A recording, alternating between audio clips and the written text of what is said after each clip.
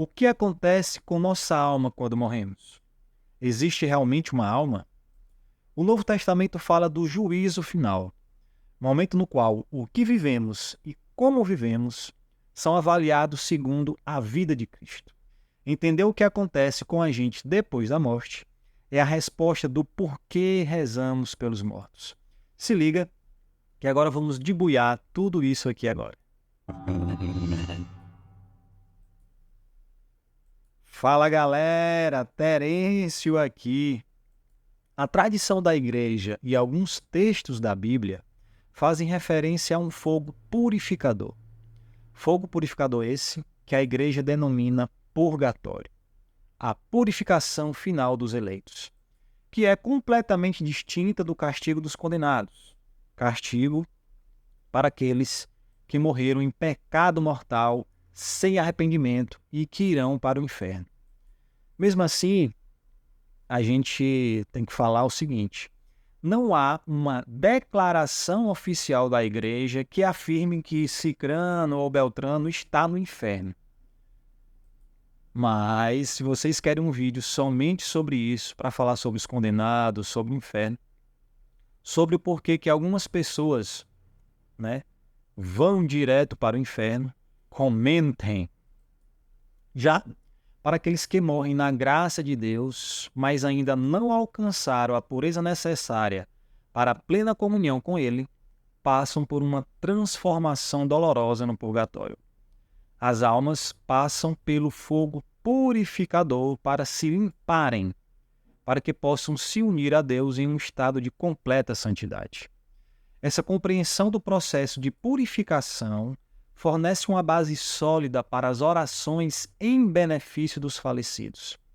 A Sagrada Escritura fala, abre aspas, eis porque ele mandou oferecer esse sacrifício expiatório pelos que haviam morrido, a fim de que fossem absolvidos de seu pecado. 2 Macabeus 12:46. Então, desde os primórdios, desde os primeiros tempos, a igreja honrou a memória dos defuntos e ofereceu sufrágios em seu favor, em especial o sacrifício eucarístico, a fim de que, purificados, eles possam chegar à visão beatífica de Deus. Ou seja, rezamos pelos mortos para que as suas almas recebam esse reforço a fim de se purificarem mais rapidamente e irem para o céu. E na boa, saber que nossas orações auxiliam as almas dos mortos traz um conforto, principalmente quando perdemos alguém muito próximo. E aí há a razão de ser, há um significado, um motivo pelo qual nós mandamos rezar missas pelos mortos, fazemos orações de corpo presente. Portanto, a prática de rezar pelos mortos se apoia na convicção de que as orações dos vivos podem impactar positivamente o destino das almas após a morte.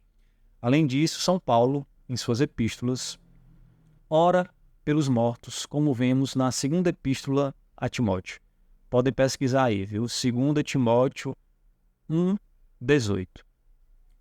A história de Tobias, também em Tobias 12:12, ilustra a importância das orações pelos falecidos. E aí eu deixo essas duas passagens para vocês pesquisarem, lerem e refletirem sobre o que está escrito.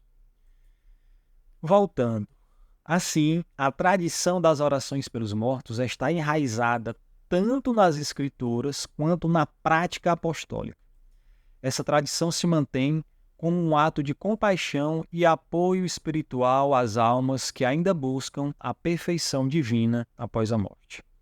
O que temos que compreender aqui é um detalhe bem importante. É o detalhe sobre a justiça de Deus. Durante a vida, temos a misericórdia, certo? A misericórdia de Deus. Na hora da morte, nós temos a justiça, que é tão alta quanto, que é tão coerente quanto. Na justiça divina, entra a recompensa das nossas boas obras, mas também o castigo pelas nossas faltas e infidelidades. Então, por melhor que seja uma pessoa, não deixe de rezar por ela. certo? Porque nós não sabemos quantas falhas essa pessoa cometeu durante a vida, né? E o quanto nossas orações já serviram para que ela se livrasse do purgatório e fosse para o céu, né? Então, a gente tem que rezar até a nossa morte por aqueles que morreram. E aí, respondendo já essa pergunta, né? Até quando eu devo rezar por uma pessoa? Até que eu morra, porque eu não sei o quanto ainda aquela alma precisa de oração. Ou até que a Igreja Católica a declare santa, né? Canonizada, porque aí nós sabemos que os santos estão no céu. Então, assim, esse é um assunto bem reflexivo para nós. Então, deixa aqui nos comentários se você reza, se não reza ou se já deixou de rezar por alguém. Porque o fundamental aqui é entender que devemos rezar por toda a vida por aqueles que morreram e deixar o julgamento para Deus. E outra coisa, quando você se inscreve aqui nesse canal e ativa as notificações, mais rapidamente você fica informado sobre os mistérios da fé católica e sobre complementos desse vídeo. Né? Outros vídeos que podem ser feitos e irão ser feitos sobre céu, inferno, tipos de pecado e etc. Então não perca tempo e se inscreva. Não percam tempo e se inscrevam.